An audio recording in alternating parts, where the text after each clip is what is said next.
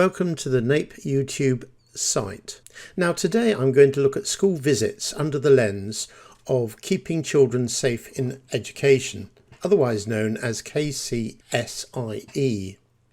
Now, as a disclaimer, this video is not a definitive explanation of the latest document, but explores some of the elements of KCSIE embedded in school visit planning, together, of course, with the all-important health and safety considerations. Recently, I attended an online Safeguarding for Governance certificated course.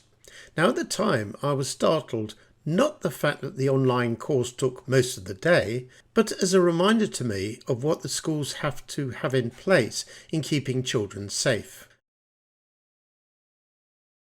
And by the way, all school governors are now expected to take a safeguarding course. See the links in the description below.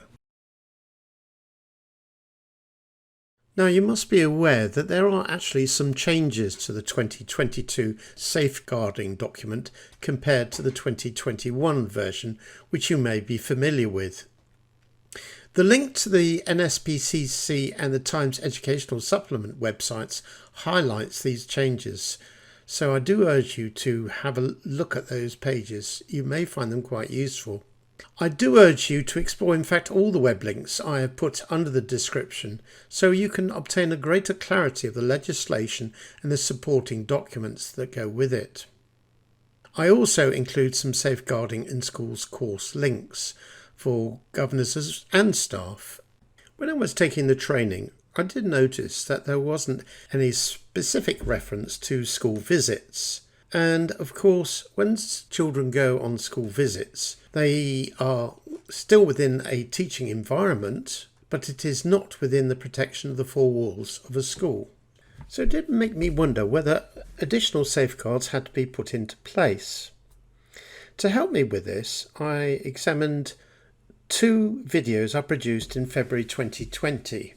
And I've used these clips from the videos to help provide a teacher and site organiser's perspective on how to keep children safe at the time they are out of school.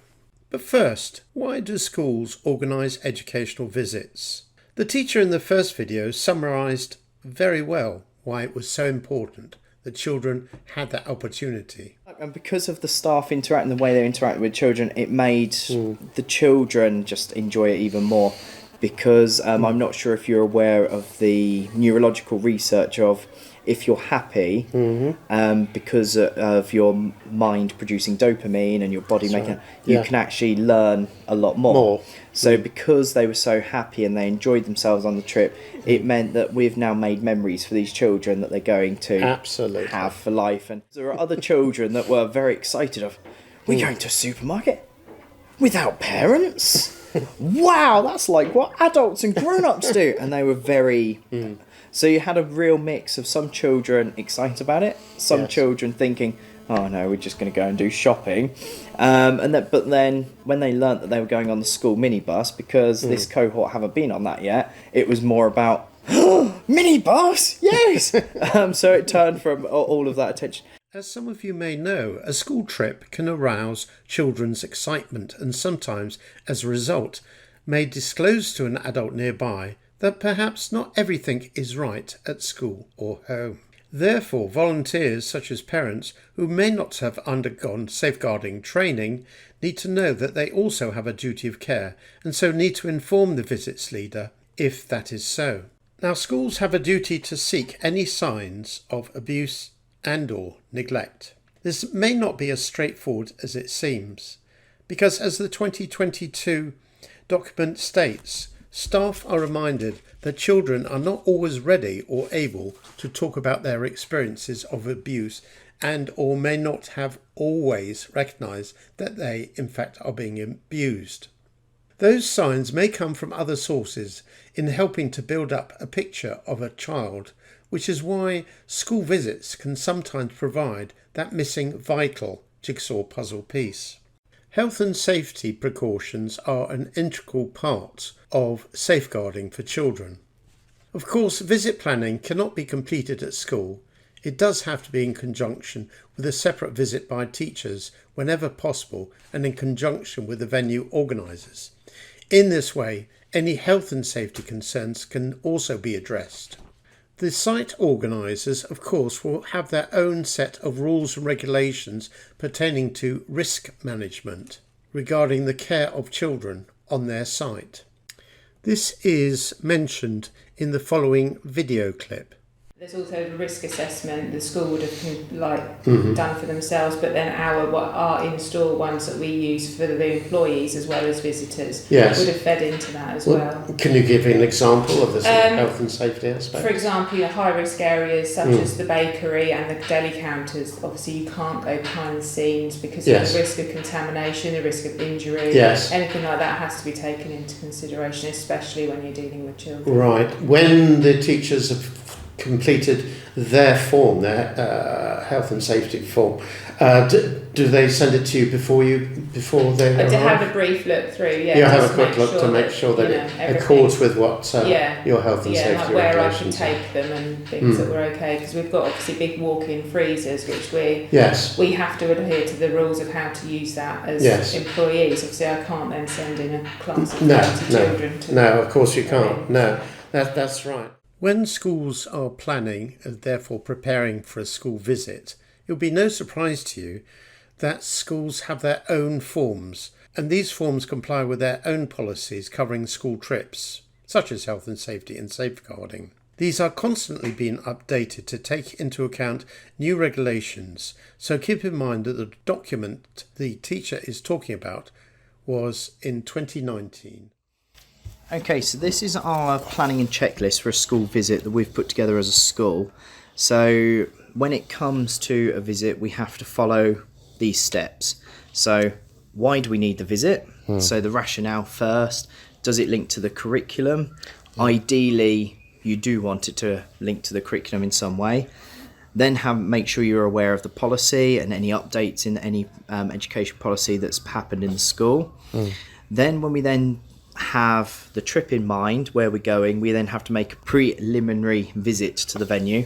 So this trip to Sainsbury's, myself and my two parallel year 3 teachers, the three of us spent one evening, went up to Sainsbury's, had a look around, what sort of things they're doing, spoke to Stephanie about the different activities that they'll be doing. And then that meant after that, we were able to make notes for our risk assessments. When we came back to school, we then put together a risk assessment as to how do we get to and from the school, which we use the minibus. We had to do a risk assessment for the minibus, making sure things like children having seatbelts on, so on and so forth. And then what risks are there at Sainsbury's? So where are the children getting on and off the minibus? Where are the children going to be at any time? Looking at the toilets, where are the toilets are going to be? Can the children access them? Did Stephanie identify risks as well for you? Stephanie did tell us of some of the risks that we'll be doing. Usually, places that you visit on school trips, they usually have their own risk assessment that they do send through to the school. Which is already covered. So we're usually quite happy with. Good. So you can append details. it or add it to this. Good. Well, and then we then have to make sure when we've done the risk assessment, obviously looking at things such as date and costs and when we're going to go. Then when we've done all the risk assessment and put a pack together, we then have to get approval from the head teacher. And also our education visits coordinator. We have to get permission from those to make sure we can run the trip. And then at that point, we then confirm with the venue that it's all okay. We then arrange transport. We send letters home to parents, making sure that parents are aware and we've got permission to take the children off site. Any money that is required for the trip, for example, for payment of transport, for example, we make sure that the information has been sent to parents, and anything that they do send in voluntary is all collected and sent off to the office. Making sure we've got a list of children, lists of the adults, making sure we've got lists of their emergency contact details if they're coming to help, and then making sure, most importantly, that children all have food, and that we've been if you're going to be off school for the whole day, letting the kitchen know in good time that we need X amount of lunches made by the kitchen, please, for such a date. Can we please have this amount of this and this and this and this? Thank you very much. Sometimes teachers do forget to tell the kitchen, and suddenly in a mad rush that morning, oh no, we forgot to tell you. And that obviously never goes down well with the kitchen, because they usually don't have the things together to do it. No, I can understand that. You mentioned voluntary contributions. So the school, I suppose, has to make up the difference for the cost. Does that come from, say, the Parents Association, or straight from the school's budget? Is there a budget for visits? So in the past, when I've had trips, because it all now has to be a voluntary contribution, yes, you will get parents that won't pay. Yes, I understand that. Yeah. Which, fair enough. But that money, if it's not paid and we've got bits missing, it usually comes out the school budget. So our finance person will look through all of when they're doing their new financial year, they make their budget requests, and they actually plan to have an X amount of money set aside to cover any trips that might be happening, to pay that extra supplementary charge that may be missing. However, if the child is in receiving pupil premium, then usually the school, out of the pupil premium budget, will pay for that child. Yes, understood. Good. Checklist of information to parents and guardians. So when we've thought of what trip we're doing, we have to send off all of this information in a letter to parents. Then parents are aware of when we're going, what time, how we're getting there, who's leading it, which staff we have going on. We also have to put a request out for parents helpers if we can't staff it ourselves, and then just an idea of what they're doing. If they have to give a voluntary contribution, how much that voluntary contribution would be, because I'm not sure if you're aware of the government changes of we're not allowed to ask for money and a payment anymore. It has to be a voluntary contribution now. Yes. And then how to pay it if we're doing that. Whether we need, if the parents need to provide food for the child or not, and if they don't have to provide it, then what food do they want in their packed lunch from the school kitchen. And then we also have to give them advice on what clothes to wear. So for example, when I was in year 1, I arranged a trip to a forest, so therefore the trip where the letter went out saying, okay, sensible clothes, so not necessarily school uniform, but things like jogging bottoms, that sort of clothing, outdoor clothes, and then making sure that your shoes aren't your school shoes, but something like trainers or walking boots, something comfortable like that. Yes, fair enough. And then obviously parental consent with, can they actually, do they actually allow their child to go on the trip or not? And then in this day and age, under prohibited items, number 12, does that include mobile phones, for instance?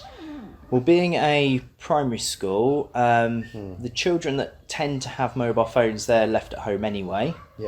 Our year 5, year 6 children might have mobile phones if they're walking to and from school. But not on trips. But when it comes to school, they have to put them, if they've brought them to school, they have to be locked in their locker in the classroom, and that's where they stay. And they don't go out with them on trips? They would not go out with them on trips, no.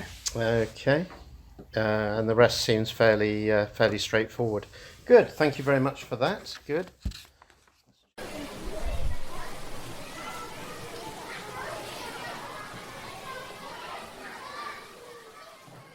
Thank you for joining me on this video about keeping children safe in education. This is to highlight the latest document, and as I said, in conjunction with school visits. I hope you found it informative and useful. Thank you.